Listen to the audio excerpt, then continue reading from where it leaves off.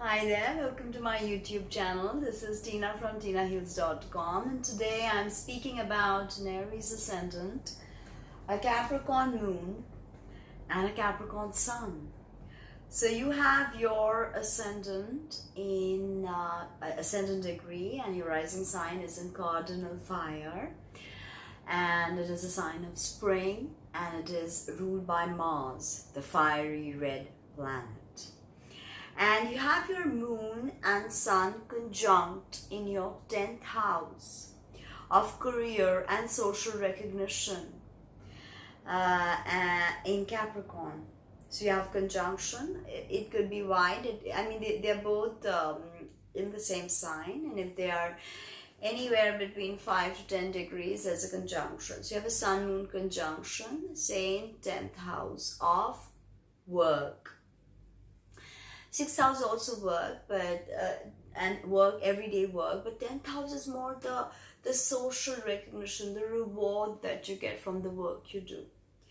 So Capricorn is again cardinal, and it's earth, but although this is feminine and Aries is masculine, Capricorn has this tremendous masculine energy because Capricorn is ruled by Saturn, and the sole ruler of Capricorn is also Saturn. Soul ruler of Aries is Mercury. So ultimately, it's not just martial strife that your soul is yearning towards, but it is craving for higher knowledge, or jnana. Now, the ascendant is the degree of the zodiac rising on the eastern side of the horizon at the moment of your birth. And the sign on which it falls is your rising sign. And for you, this is Aries. So the ascendant is kind of like the Jungian mask you wear, how you interface with the world, how the world perceives you. Okay, it's how you look, your physical body. It is a sum total of you in 3D. Right? That is the ascendant. And the ascendant is the reason you have incarnated. The sun also. The ascendant is the first touch point that the soul makes. The soul touches base with 3D through your ascendant degree or your rising sign. That's why it is so very important. And you are Aries and you're ruled by Mars. So the placement of Mars is the key to understanding how you do things, why you do things, if they're foiled, if they're not, if you have tremendous anger issues and all of that. Mars, a healthy Mars is all about action, motivation, goals, desires. Unhealthy Mars is combativeness, strife, war, competition, just being angry for the sake of being angry, rage, violence, all of this. So with an Aries ascendant, you've got to empower your Mars. That is the key to it, because having this placement means you come with tremendous physical energy and restless energy. And if you don't balance this, and you're so swift moving, you have such a quick metabolism, if you don't balance this, this can come out in a multiple problematic ways, and dis-ease can be created in your physical body, right? So you have to understand that when the soul enters Aries after a mini big bang, everything is born anew. It is the sign of spring. So you have radiance, you have youth, you have freshness, you have vibrancy everywhere, and there's a promise of renewal with spring, right? And since you are the infant of the zodiac, there's a selfish streak to being an Aries ascendant, but as eminent astrologist Stephen Forrest puts it, the goal of Aries should be enlightened selfishness.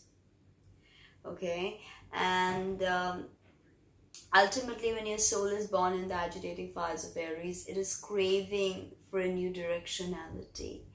But this new path is not easy, it's volatile, it's tumultuous, it's tempestuous, okay? And yet you're here to do things that no one will do, because you're the trailblazer. You're great at starting new things, being the archetype of the pioneer, but you're not great at completions or detailing.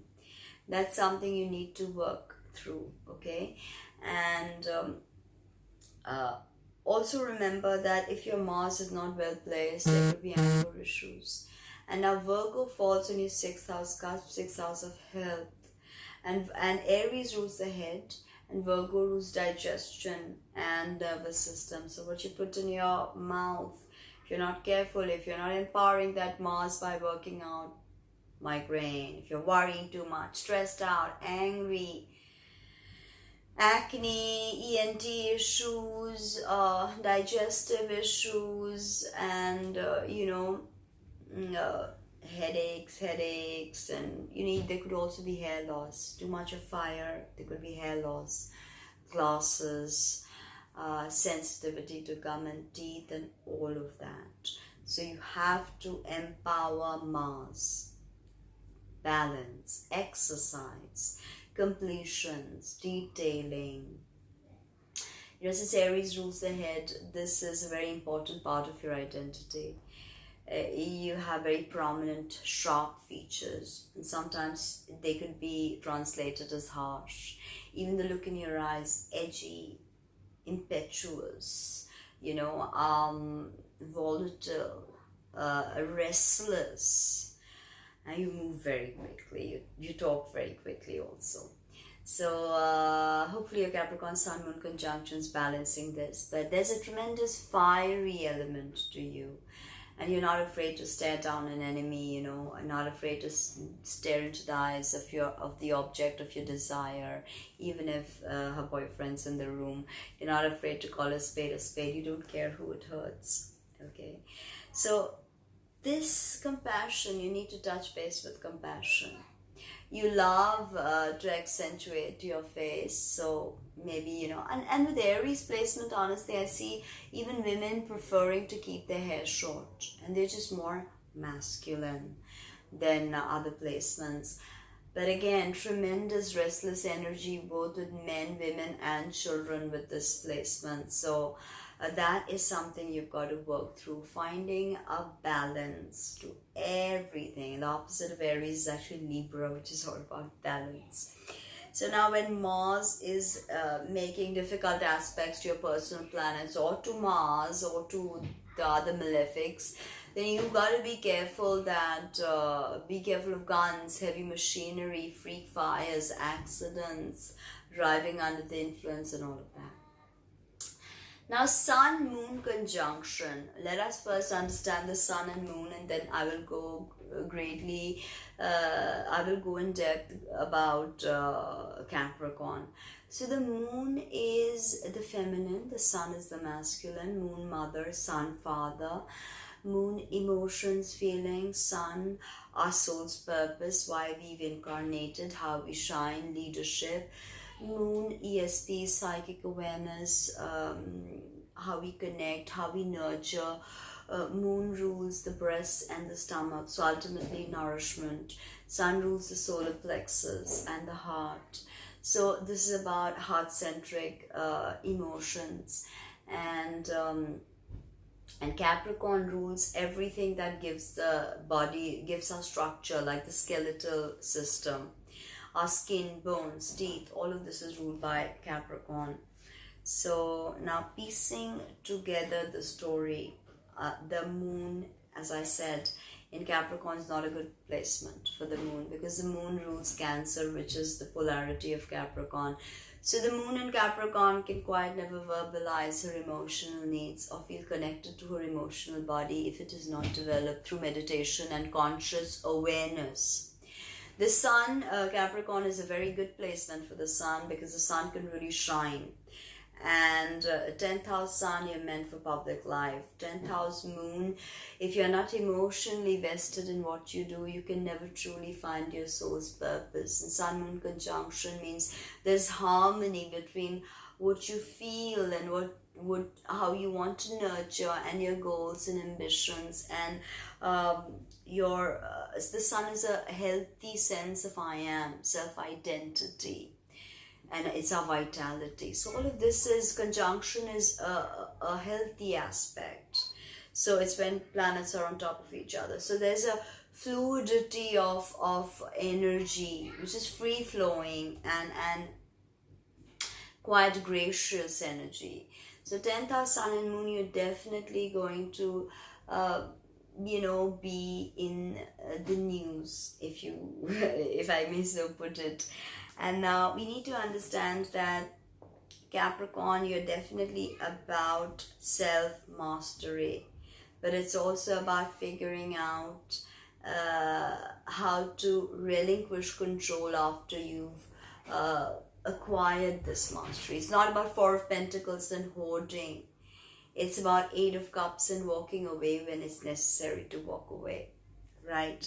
Now, you've got to let go after the acquisition of mastery. So the mountain that you see in Capricorn, which the mountain goat must climb, it is representative or symbolic of all the hierarchies that the soul must cross. And then the soul hierarchy is legal, judicial, because this is all Saturn's domain. And Saturn is the sole ruler of Capricorn. So everything is Saturnian. Moon, Sun and Capricorn, your parents were probably very disciplined. Childhood was probably very structured. You may be quite disciplined. Maybe your parents were not emotionally available for you in the way they should have been. Maybe they thrust you towards a public life and you inherit something from them which directly, like a post from them, or maybe they were politicians and you become a politician, or they were the UN and your mom was with the UN, you joined the UN. Okay, an example. So you got to understand that Capricorn is about structure. So your sun, moon, both create structure. You understand tenaciousness, and you also understand loss and stoicism, because Capricorn being this a sign of winter, there is a sense of lack and there is a sense of limitations, but it is about going beyond limitations. Okay, you're definitely invested with success with your sun moon conjunction in the 10,000 Capricorn. This is the archetype of the leader. You want success, you want rewards, you want social recognition, you want prestige, you want people to acknowledge the hard work you do, because you do tremendous amounts of hard work. And having an Aries ascendant, you will start very many things, and having your Capricorn sun moon will give you the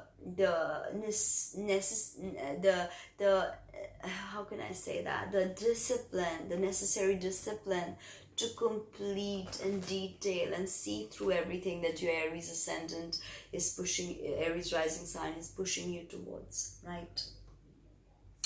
Now, you're definitely a feet on the ground and eyes on the prize individual. With your Capricorn Sun Moon conjunction in the 10th and your Aries ascendant, check for your Mars, check for your Saturn.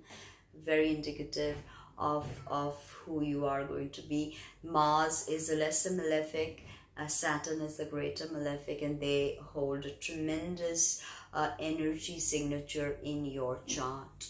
But Saturn is actually your greatest friend once you understand Saturn's karma and you've had your Saturn return.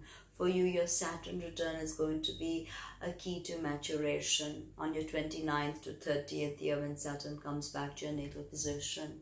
It's going to be a key to your growth and development. Now, in Arabic astrology, the Archangel of Capricorn, which is Azrael, holds the key to day and night, symbolic of death and life. So Capricorn is actually what people don't understand. Yes, it is a sign of the corporations and judiciary and legal systems, but it is about the ultimate initiation, and that when the seeker begins to walk on the path of enlightenment, this is about self-mastery, not mastery of the 3D world only. When the mountain goat becomes a unicorn, then he truly realizes his potential because he has awakened his Kundalini. Saturn is very detached, so you could be very detached and cold. And having your moon there, you could be very cold, and Aries ascendant, sun also there, you could be cold and emotionally detached, but you're very practical and you have these boundaries that you set around you. You don't want anyone to penetrate it easily. And interestingly, in the Babylonian myths, Capricorn is linked with Ea, Ea is the antelope of the ocean who gives humanity knowledge and wisdom, and he is Saturnian. He's Saturn because he has no emotions or feelings. So touch base with your emotional body and verbalize your emotional needs. But this is what your soul is truly craving for. Sun Moon conjunction, your vitality will actually shine through once you touch base with your emotional self and your intuitive self. So thank you very much. Comment, like, subscribe. Go to my website, check out my merch, and book a reading. Thank you.